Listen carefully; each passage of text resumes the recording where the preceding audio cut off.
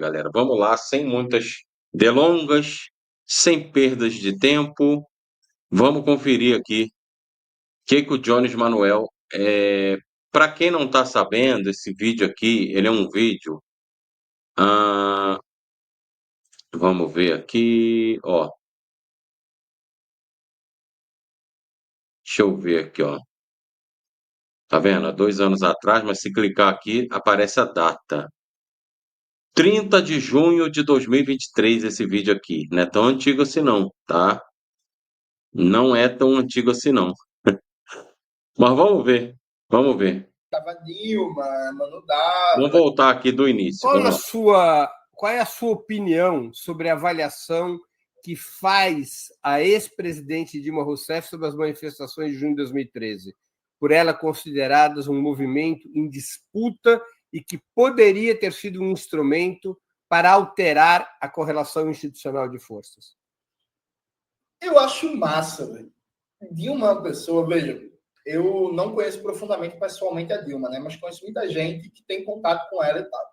Todo mundo fala que a Dilma, ela, ao mesmo tempo que é uma pessoa com posições muito firmes, muito decididas e tal, ela tem uma capacidade de ouvir e uma série de estudar muito grande, né? Acho que todo mundo que eu já conversei, que conhece bem a Dilma, fala, sempre destaca o quanto a Dilma é estudiosa, o quanto a Dilma é estudiosa, o quanto a Dilma está sempre lendo, estudando, se atualizando e tal. E aí, veja, a Dilma, aquilo ali é objetivamente uma autocrítica, né? É uma autocrítica e uma avaliação, 10 anos depois, de alguém que, pô, olhou o cenário e pensou assim, meu irmão, não faz sentido dizer que aquilo foi uma guerra híbrida, que aquilo, sabe? Porque isso tem, inclusive, tem consequência na disputa política hoje.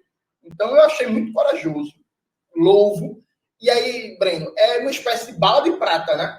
Porque tem a expressão mais católico que o Papa, né? E aí, essa ala petista delirante, reacionária, que quer dizer que o junho de 2013 foi o começo do fascismo no Brasil, foi o ovo da serpente, foi a guerra do imperialismo. Aí, quando diz um negócio desse, você chega assim e diz assim, ei, menino, mas a Dilma discorda, acabou. A Dilma, que era presidenta, ela discorda. Então, é muito bom. Eu espero que o Alberto Cantalice, o grande amigo do Sérgio Cabral e do Pezão, leia, né, o prólogo da Dilma, manda um livro para ele ali, Breno, que eu acho que é importante ele dar uma lida. Cabral e Pezão, 2 ex-governadores do Rio. Eu acho que areja muito debate. A Dilma, inclusive, ano passado eu conheci a Dilma ao vivo, né? A gente estava no Aljânia, lá no Bar Palestino, em São Paulo, um jantar, e aí estava Dilma, Mano Dávila, Guilherme Boulos, o ex-vice-presidente da Bolívia, Álvaro Garcia Lineira, e eu estava, por acaso, também nesse jantar. Tu estava também, Breno. Pois é, né? Você estava lá também. E aí, quando eu conheci a Dilma, foi muito interessante, né? Porque a Dilma chegou para mim, estava ela e o Boulos conversando, eu fui falar com o Boulos, cumprimentei a Dilma, estava de máscara, a Dilma não me reconheceu. Aí depois o Boulos falou, Dilma, você aqui é o João de Manuel. Aí Dilma, você é o João de Manuel, você é um marxista de verdade. Aqui, Boulos, tá faltando esquerda no Brasil. Bom, Jones, eu acredito que a Dilma falou isso para você. Ele falou que elogiou meu canal, disse que acompanha, disse que gosta. E veja, se Dilma acompanha, ela sabe o quanto eu critico o governo dela. É muito verdade. Eu sou uma testemunha da memória de 2015, né? Eu não vou deixar ninguém nunca esquecer o que foi a ajuste fiscal de 2015, né? Mas isso não impede, por exemplo, de ela acompanhar, gostar, elogiar. E a gente ficou lá debatendo sobre a China e o Partido Comunista Chinês. A Dilma encantada com o Partido Comunista Chinês. E aí, Dilma é uma pessoa, uma mente muito arejada, né? Ela consegue acompanhar quem critica o governo dela, ela consegue ver várias visões e tal. Então, louvo, mando um abraço, inclusive, para a presidenta Dilma. Desejo uma ótima gestão no Banco dos BRICS. Fora isso, Dilma é muito simpática, né? É uma pessoa maravilhosa. Agora, você já citou isso numa resposta anterior, mas eu queria voltar ao tema. No prólogo que a Dilma escreveu para o livro, ela ressalta a tentativa dela de, ao propor a convocação, um plebiscito para convocar uma Assembleia Constituinte, a tentativa, digamos, de fazer com que aquelas manifestações de junho de 2013 ajudassem a mudar a desfavorável correlação institucional de forças que a esquerda Não, gente, mas o que tinha e eu continua queria tendo mesmo, no eu acho que já Estado foi aqui. O que brasileiro. acontece? Qual é a tua opinião sobre este Essa questão da autocrítica da Dilma aqui, que ele falou que ela própria não concorda, que junho de 2013 não foi nada Olha, disso, que ela mesma não concorda, você é um que logo marxista de 3 anos depois não verdade. foi golpe, né? Quando tá Vamos lá. falando de esquerda no Brasil, esse menino aqui é marxista mesmo. Ah, São nessa Paulo, um fanfic que eu quero ver. jantar, estava Nessa fanfic, dicionário, que não. quer dizer que o de 2013 foi o começo do fascismo no Brasil, foi o ovo Ou da seja, serpente. nós somos reacionários porque a gente fala que junho de 2013 foi o início do fascismo no Brasil. Mas Foi vamos a lá. guerra híbrida do imperialismo. Não Aí foi o quando diz um início, negócio realmente. desse, Já você tinha chega assim e diz fascismo no assim, ei Brasil. menino, mas a Dilma discorda, acabou-se. A Dilma, que era presidenta, ela discorda. Então é muito bom. Eu espero que o Alberto Cantalice, o grande amigo do Sérgio Cabral e do Pezão, leia, né, o prólogo da. Pois é, a Dilma discorda, né, gente? A Dilma discorda, segundo Jones Manuel. Será que a Dilma discorda? Vamos ver aqui, vamos lá. Deixa eu compartilhar a tela aqui.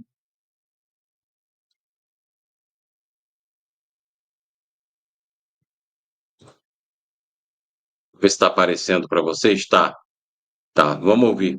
Saiu o artigo, né, do ministro Barroso, do Supremo Tribunal Federal, em que ele afirma, né, que o motivo real do impeachment de Dilma foi a falta de apoio político e não as pedaladas fiscais.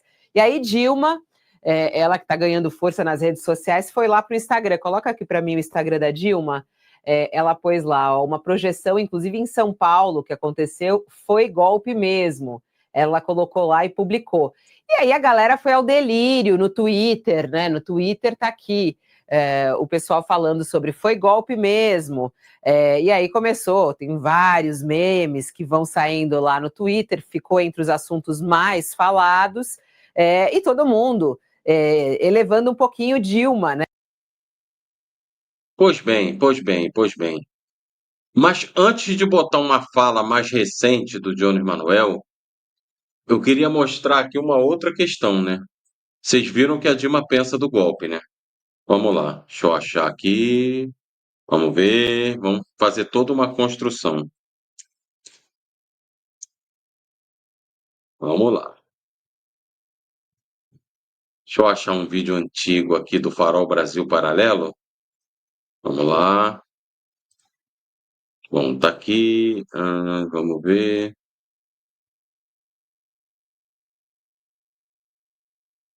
Vamos ver. Engraçado que o Jones apagou vídeos mais antigos, né, gente? Aqui, ó. Deixa eu mostrar para vocês. Só um minutinho aqui, ó. Ó. Se você for reparar no canal do Jones ali, o vídeo mais antigo que ele tem é esse aqui de 8 anos atrás. Inclusive, eu já reagi um pouquinho aqui, ó. Mas ele tinha vídeo mais antigo que isso, falando cobras e lagartos aí da Dilma. Ele apagou, olha isso, ele apagou. Ele só deixou de 8 anos para frente. 8 anos para frente. Vamos ver uma coisa aqui. De quando é essa conta do Jones? Fevereiro de 2013. Pois é. O canal do Jones, se eu não me engano, é de 14 ou 15. Então ele apagou todos os vídeos anteriores a esse daqui, tá? Ele apagou todos os vídeos anteriores a esse daqui. Mas deixa eu ver, então ele não tem, deve ter nada aqui sobre a Dilma mais, né? Espertinho, né, Jones? Você é esperto, mas tudo bem, eu te pego. Eu te pego, velho. Vamos lá. Na Juventude e Revolução. Acabou o amor, Lula e burguesia, que é a questão, já é 2 anos depois, né? A prisão do Lula e tal, ele não vai ter nada sobre a Dilma aqui. Mas vamos ouvir um pouco do Jones aqui para vocês verem, ó. Inaugurada pela burguesia, se abre um novo, Ó, inclusive, que é um processo de perseguição política ao ex-presidente Lula. vamos ver?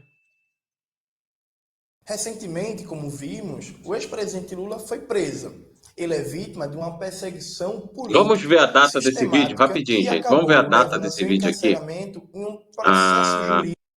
vamos ver a data desse vídeo aqui. Lembrando que o Lula foi preso em abril de 2018, né? E a data desse vídeo aqui, vamos ver. Bom, esse vídeo aqui é de abril de 2018, 23 de abril de 2018, ou seja, Cadê o vídeo do Bolsonaro, Jones? Cadê? Não tem, né? Não tem, mas vamos voltar para o vídeo, vamos lá. Político com provas muito frágeis. Alguns juristas alegam, inclusive, que é um processo sem provas. Essa prisão do ex-presidente Lula levou muitos setores da esquerda brasileira a se questionar por que ele foi preso, já que Lula fez um governo de conciliação de classes que não enfrentou nenhum dos interesses fundamentais da classe dominante brasileira. Inclusive, o ex-presidente se orgulha de ter feito um governo onde, aparentemente, todos ganharam. Lula sempre repete a frase que no seu governo os bancos nunca ganharam tanto dinheiro e os movimentos sociais, os sindicatos foram pacificados. O número de greves desceu, o número de ocupações urbanas e rurais. Pois é, né, gente? Agora veja. Pensa comigo aqui. Pensa comigo aqui. Se fosse verdade que o Lula realmente governou para toda essa elite aí tirar vantagem, vocês acham que o Lula, que realmente essa farsa-jato teria acontecido, que o Lula realmente teria sido preso? Então, a realidade dos fatos, não sou eu quem refuta o Jones Manuel, é a própria realidade dos fatos. O sistema não vai tirar da jogada alguém que está favorecendo, entende? Por que que o sistema fez questão de tirar o Lula da jogada? Por que será, né? Mas vamos lá. Nesse sentido, como entender os motivos de um governo de conciliação de classes, um líder com uma perspectiva política bastante rebaixada, como o próprio Lula gosta de dizer, o Lulinha paz e amor, recebe tanto ódio da classe dominante? Algumas explicações que circulam no meio da esquerda dizem que Lula é perseguido por suas virtudes. No governo dele, o pobre foi incluído, ele passou a frequentar a universidade, a ir no aeroporto, a comprar no shopping center. O presidente da CUT chegou ao absurdo de dizer que Lula é perseguido porque ele enfrentou o capitalismo. E foi. A explicação corrente mais consistente é que Lula é perseguido porque ele é líder absoluto em todas as pesquisas eleitorais, em todos os cenários possíveis do segundo turno. Na verdade, é necessário uma análise política e sociológica bem mais profunda para explicar esse fenômeno. Vamos tentar brevemente resumir. Beleza, gente, tá bom. Agora eu quero colocar para vocês um pedacinho aqui de um outro trecho, antes da gente dar prosseguimento aqui à nossa construção. Vamos lá, deixa eu achar aqui. Peraí. Vamos lá. Opa. Foi. Show. Ah, tá aqui. Achei. É um corte do podcast Três Irmãos. Bem mais recente isso aqui.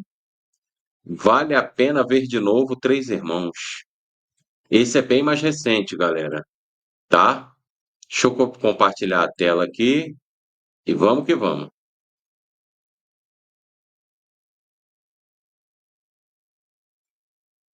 O título desse vídeo eu faço questão de mostrar para vocês. Deixa eu ver se já está aparecendo aí para vocês. Tá, né? Tá aparecendo, ó. Olha o título desse vídeo. O golpe que Dilma e o PT foram vítimas.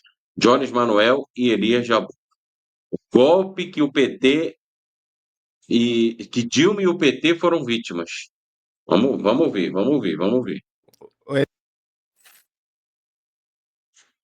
A Dilma Rousseff, por exemplo, ela foi derrubada por outros motivos. Aliás, o PT foi derrubado, tá? Vamos falar o PT foi derrubado por, entre outros motivos, por tentar colocar a taxa de juros no seu devido lugar, né? Por fazer o que o Júlio está pedindo para fazer. A Dilma Rousseff, ela foi para a televisão falar que a taxa de juros no Brasil era extorsiva, vamos dizer assim, né? Ela falou em rede nacional de rádio e televisão. Caiu. Mas veja. Vai lá, João. Rapidão. Quando a Dilma fez. É polido, hein, mas quando a Dilma fez isso. Não, veja, tem uma discordância aqui só de leitura, que quando a Dilma fez isso, ela fez isso numa política de contração fiscal. E aí você sabe melhor do que eu que você baixar a taxa de juros e o custo do spread bancário, isso não alavanca o investimento. Você deixa o investimento mais barato a nível de custo de crédito, mas o que garante investimento é a demanda agregada. Então, a presidenta, ela estava, ao mesmo tempo que baixando a taxa de juros, ela estava fazendo um contracionismo fiscal, dentro de uma leitura de macroeconomia errada. Porque qual era a expectativa? baixa a taxa de juros, reduz o spread bancário, lança um grande pacote de concessões para alavancar o investimento privado como motor da economia. E aí, veja, historicamente no Brasil, quem puxa ciclos de crescimento econômico no mundo é o investimento, é o investimento público. Então, o efeito não foi melhor porque ela combinou um enfrentamento aos bancos com contracionismo fiscal. Então, foi uma política truncada, que uma coisa não combinava com a outra. Para piorar, o modelo de governança do governo Dilma I era um modelo de governança em si mesmado, que a Dilma não recebia sindicato, a Dilma não recebia MST, a Dilma não recebia intelectuais. Hoje em dia, o pessoal não fala disso, não, mas no primeiro mandato da Dilma, a Dilma passou 3 anos sem receber MST para uma reunião. Dilma. Jones, o que você está colocando, na minha análise, já está precificado. Eu sei de tudo isso. Isso é verdade. Sim. Isso é verdade. Por exemplo, ela já baixar a taxa de juros na marra, ou colocar gente, por que vocês votam ainda no Lula se a gente tem um tudólogo aí que entende de tudo, que é o Jones Manuel, né? Que é o Jones Manuel. Pronto. Agora vamos para uma outra parte aqui que eu quero mostrar para vocês, tá? Sobre golpe da Dilma ainda. Vamos lá. Mais um videozinho aqui do Jones Manuel. Vamos ver? Salve, camaradas. Tudo bem? O tema do vídeo de hoje do canal é Getúlio Vargas, Jango e Dilma Rousseff contra o derrotismo na análise histórica. Pois é. Antes de começar propriamente o tema do vídeo do canal, quero muito agradecer a você que ajuda a manter e melhorar nosso canal a partir do Apoia-se. Seu apoio é fundamental para a gente continuar o nosso trabalho. Se preferir, o Pix está aparecendo aqui como QR Code na tela do vídeo. Lembrando que a gente tem uma lista de transmissão no Zap Zap com todo o conteúdo que a gente produz e recomenda. Entra lá e não perde nada. Do Zap, né? Antes de tudo, assim, se tiver alguma zoada, algum ruído de fundo, é o ventilador que tá aqui, ó. Tá aqui. E aí, eu tentei gravar os últimos vídeos sem ventilador, mas não dá não, viu? Calor da desgraça, calor de satanás, assim. Eu também tô com ventilador aqui. Aí, mas dá não, realmente não dá não. Aquecimento global, ó. E no Ceará dá não. Por aqui. Vou gravar sem ventilador, não. Vamos lá. Note. Estão reclamando que eu estou deixando note de lado. Note muito. Presta atenção. É muito comum citarem os casos do golpe contra Getúlio Vargas, que acabou levando ao suicídio dele, né? Do golpe de 64 contra o João Goulart e do golpe de 2016 contra Dilma, para dizer assim, ó, não dá para fazer peraí, nada. Jones, pera, como é que nada, é? Não dá para comprar nenhuma briga, porque todo Mas foi golpe, Jones? Ué, golpe de 2016? Como assim? Como assim, Jones? Não entendi. Deixa eu voltar um pouquinho aqui. 2016 contra Dilma, para dizer assim, ó, não dá. Golpe de 2016 contra Dilma? Curioso. Não, não é esse aqui, não. É esse. Jones Manuel, 2016. Decifra-me ou te devoro. Então, como faz para defender o país do golpe sem defender o governo do PT? Repara que golpe sem defender o governo do PT está entre aspas, né? Não. E aí ele faz uma observação abaixo aqui, ó. Não considero a ofensiva em curso como golpe. Então agora é golpe, Jones Manuel. Tá, entendi. Vamos continuar ouvindo o Jones Manuel. Não fazer nada, não dá para enfrentar nada, não dá para comprar nenhuma briga, porque todo presidente que tentou foi derrubado, sofreu um golpe. Então, assim, não dá para pautar reforma agrária, não dá para pautar soberania tecnológica e produtiva para o SUS, enfrentando os monopólios privados do imperialismo que domina o mercado farmacêutico no Brasil. Não dá para lutar contra o rentismo e para reestatizar o Banco Central, que foi privatizado, porque essa autonomia do Banco Central, na prática, é isso, privatização do Banco Central. Não dá para enfrentar o cartel dos bancos, que impõe consistentemente e há várias décadas a maior taxa de juros do mundo e um dos maiores custos de serviços bancários do mundo. Não dá para a gente fazer uma reforma urbana e garantir moradia popular digna para todo mundo, para enfrentar a especulação imobiliária, as construtoras. Não dá para fazer nada. Na visão desse povo aí, para fazer nada, e tenta-se fazer uma justificativa histórica. E aí, vamos lá. Eu já debati isso aqui no canal, o golpe contra o Jango, a derrubada do Getúlio. Eu quero qualificar um pouco com vocês essa leitura. Vamos lá. Eu vou começar a fazer uma metáfora futebolística, né? Vamos imaginar que a gente está falando da Copa do Mundo.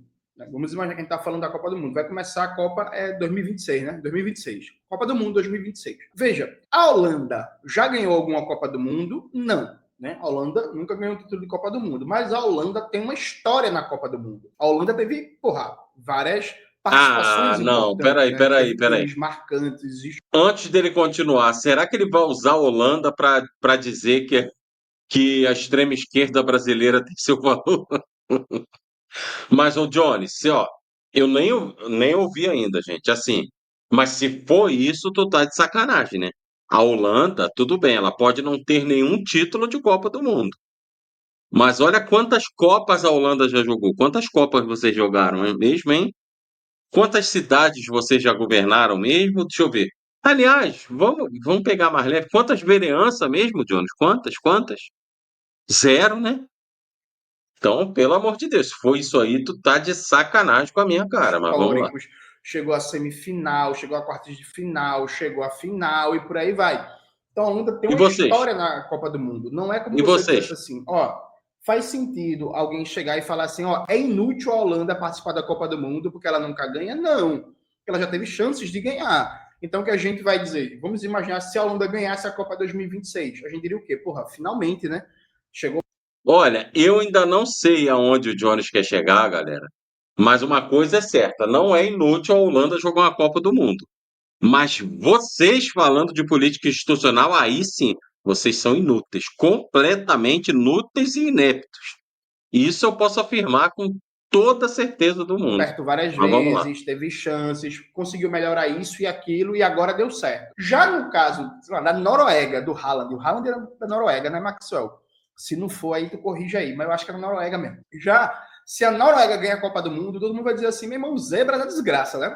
Zebra, ninguém esperava, porra nenhuma, a Noruega não tem história nenhuma de Copa do Mundo. O que esse exemplo mostra? Veja, os dois países não ganharam nunca a Copa do Mundo, né? Portanto, até hoje, na história das Copas, eles são fundamentalmente países derrotados. Só que existem derrotas diferentes. Por quê? Porque mesmo a Holanda, nunca tendo ganhado a Copa do Mundo, é um país que tem história, que tem várias vitórias, tem várias campanhas importantes, não conseguiu a vitória final, mas tem um currículo bom para mostrar. Não é o caso da Noruega, né? Sabe Deus quantas participações tem na Copa do Mundo. Não é o caso de mas não é um time Só faltou falar isso. Aí no campeonato. Quando a gente for pensar a história brasileira, a gente for citar o golpe contra Jango e o golpe contra o Vargas, veja, eles foram derrotados. Eu acho que a gente precisa tirar lições disso, né? Eu acho que o que o golpe contra o Jango e a derrubada do Vargas mostra não é que não dá para fazer nada, não dá para lutar nada. O que eles mostram é que a gente não pode ter ilusão com a burguesia e com o respeito à legalidade constitucional. Dado que a classe dominante brasileira, os ricos, os bilionários, a galera que manda, junto com o imperialismo, fundamentalmente o Estado estadunidense, né, os Estados Unidos, eles não têm pudor nenhum de golpe de Estado, de sabotagem, de assassinato, de financiamento. Veja o que o Jones falou lá atrás, nesse mesmo vídeo, né? O que ele fala? Não, esse negócio de que todo mundo que tentou foi derrubado, Getúlio, Jango, Dilma, isso é balela, esse negócio de que não dá para pautar a reforma agrária, que não dá para pautar isso, dá para pautar aquilo. Aí eu faria a seguinte pergunta para você, Jones Manuel. Seguinte pergunta. Quem é que pauta? Quem é que pauta qualquer dessas coisas que você citou? Quem é que pauta projetos de lei? Quem é que pauta PEC? Quem é que pauta projetos de emenda à Constituição? Enfim, tudo isso. Quem é que pauta? É o Congresso. Pois muito bem, é o Congresso. E aí, você diz que é uma desculpa que não dá para fazer nada. E aí, atualmente, quem pauta tudo isso que você citou é a Câmara dos Deputados e o Senado, correto? Correto. Tá aí, ó. Atualmente, a gente tem 75,2% da Câmara dos Deputados sendo de direita e 80,2% do Senado sendo de direita. E aí eu pergunto, gente. Aí a galera reclama, Adriano perdeu a cabeça, está falando palavrão, mas assim, é complicado, gente. Tem que ser muito zen. Tem que ser muito, respira, paz e bem, para não xingar. Porque É complicado, gente, é complicado, porque assim, o cara está construindo um argumento de que correlação de forças é uma desculpa, de que esse negócio de que é difícil, primeiro que ninguém nunca diz que não dá para fazer nada, a gente fala da dificuldade das questões. E aí ele diz, não, é mentira esse negócio de que não dá para pautar reforma agrária, que não dá para pautar isso, que não dá para pautar aquilo, porque senão vai ser derrubado. E aí ele diz que isso é mentira, mas aí olha isso, gente, olha isso. Como que é mentira? Se quem pauta é o Congresso, está aí o Congresso. O Congresso atualmente nosso que a gente tem é esse, 75% de direita na Câmara e 80% de direita no Senado. Esse é o Congresso que a gente tem, que é quem pauta tudo isso que o Jones Manuel citou. Então, daí eu pergunto a vocês, como que desculpa? Como que desculpa? Se quem pauta está desfavorável a nós, como é que desculpa? Vocês acham que o PT não queria implementar uma reforma agrária? Vocês acham que o PT não queria ter feito tudo isso que ele está falando? Apesar de muito mais coisas que já fez e já entregou, que esse canalha não reconhece? Complicado, né, gente? Vamos ouvir mais um pouquinho de Grupos Varela para não internos alongar muito o armados vídeo e por também. aí vai. Então a gente não pode ter ilusão nenhuma com a estabilidade da democracia burguesa no Brasil ou achar que é possível ir fazendo pequenas reformas só acumulando vitórias eleitorais. É isso que a derrubada do Jango e o golpe contra o Vargas mostra, percebe? Porque, repare, e isso é um ensinamento muito importante. O Lenin, num texto muito importante, O Marxismo e Reformismo, de 1913, o que é que o Lenin diz? Por exemplo, o Maxwell vai colocar aí na tela para vocês, eu vou mandar o trecho para ele. Os marxistas, diferentemente dos anarquistas, reconhecem a luta por reformas, isto é, por melhorias na situação dos trabalhadores, que deixam como antes o poder nas mãos da classe dominante. Mas, ao mesmo tempo, os marxistas travam a luta mais enérgica contra os reformistas, que diretamente ou indiretamente limitam as aspirações e atividade da classe operária às reformas. O reformismo é um logro burguês dos operários, que permanecerão sempre escravos assalariados, apesar de determinadas melhorias, enquanto existir a dominação do capital. Ou seja, o que a Colene está dizendo? Vê, a gente luta por reforma, Ivan, atenção. O que ele está dizendo? Revolucionário, luta por reformas. O que a gente combate é o reformismo, as ilusões do reformismo. Que ilusões? A ilusão, por exemplo, do presidente João Goulart, achando que dava para fazer uma reforma agrária conciliando com o setor do latifúndio. Ah, não, eu vou só fazer a reforma agrária no latifúndio improdutivo. Então, o latifúndio produtivo não vai ver problema, não. Vai ficar de boa. Não, isso não existe, né? Ou então, não, eu não estou defendendo socializar os meios de produção. Logo, os industriais não tem por que querer derrubar meu governo. Não, tá errado, Jango, assim, sabe? Ah, ou então outra ilusão do Jango. Não, eu só quero uma política externa independente. Eu não vou me aliar ao bloco socialista. Então, logo os Estados Unidos não tem que ter oposição total ao meu governo. Não, Jango, tá errado. Assim, sabe? Isso é uma ilusão reformista. Dinheiro de obra você pronta, hein, Johnny? que é possível fazer reformas e que a classe dominante vai se convencer, a classe dominante do imperialismo, vai se convencer de que, não, ele só quer fazer uma reforma agrária aqui limitada, no latifúndio improdutivo, ele não quer acabar com a propriedade privada da terra ou a propriedade privada dos meios de produção. Logo, vamos deixar de boa. Veja, análise equivocada. Tem um livro muito bom sobre o governo de João Goulart, o livro do Muniz Bandeira, né? O governo de João Goulart... Eu acho engraçado. O Jones, ele fala, não, você pensa que dá para conciliar? Tá errado. Mas cadê a alternativa? Até agora eu não vi alternativa, porque tudo que o Jones está apontando é a mesma coisa que você pegar essa garrafa aqui, gente, ó, essa garrafa aqui é rosa, ó. Tem um nome escrito nela aqui, que é o nome da minha esposa. É rosa essa garrafa. É isso que ele está fazendo, só que ele faz de uma maneira floreada e o público dele compra. É inacreditável, mas cadê a alternativa viável, Jones? Cadê? Quem vai pautar essa reforma agrária? Como é que a gente vai conseguir? Não devemos ter ilusão que a burguesia ou que o imperialismo não vai se opor. Tá, Jones, e daí? Qual é a solução? Porque de problema a gente já sabe, Jones. A gente está querendo é solução. Dessa chuva no molhado aí que você faz, todo mundo já sabe, cara. Todo mundo já sabe. Cadê a solução dos problemas? Claro, solução aplicável na vida real. Eu não vi até agora. Já tem 30 minutos aqui de gravação e eu não vi uma solução da sua parte para tudo isso. Nada, nada. A tela Maxwell, que é fantástico para estudar, para pensar o que foi o governo João Goulart. Só que aí qual é o problema? Veja, quando as pessoas fazem uma leitura da história brasileira, que ao invés de pensar, sim, a burguesia é violenta, a burguesia é autoritária, a burguesia é golpista, a burguesia é antidemocrática, a burguesia é antinacional, logo, a gente não pode ter ilusões com essa burguesia, com essa classe dominante. Ao invés disso, o raciocínio é dizer assim, dá para fazer nada, porque se fizer alguma coisa vai ter um golpe de Estado. E esse raciocínio trata o Getúlio Vargas e o João Goulart como se fosse a Noruega e não a Holanda, né, na metáfora da Copa do Mundo, porque assim, antes dos caras serem derrotados, eles ganharam um bocado de coisa, né? E aí, veja como o mesmo evento histórico, você tem um sentido diferente a depender de como se conta a história. Veja, você pode contar a história, por exemplo, do Getúlio de duas formas. Você pode contar a história do Getúlio dizendo assim, não, e o Getúlio Vargas queria criar a Eletrobras, queria criar a lei de remessa de lucro. Chega, gente, tá bom, o vídeo já passou de meia hora, acho que não tem necessidade de alongar tanto assim.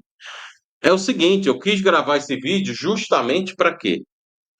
Justamente para mostrar o quanto que o Jones Manuel vive fora da realidade, né? Ele vai criando as narrativas e vai criando, e vai criando, e vai criando, e vai jogando para o público, vai falando ali com uma retórica ali bem floreada, aquela retórica professoral, né? Como se soubesse realmente o que está falando, mas o cara não oferece uma solução. Acordem, gente, acordem. O cara diz para vocês, essa garrafa é rosa, temos um problema aqui, ó. Essa garrafa é rosa. É isso que ele está dizendo. Acordem.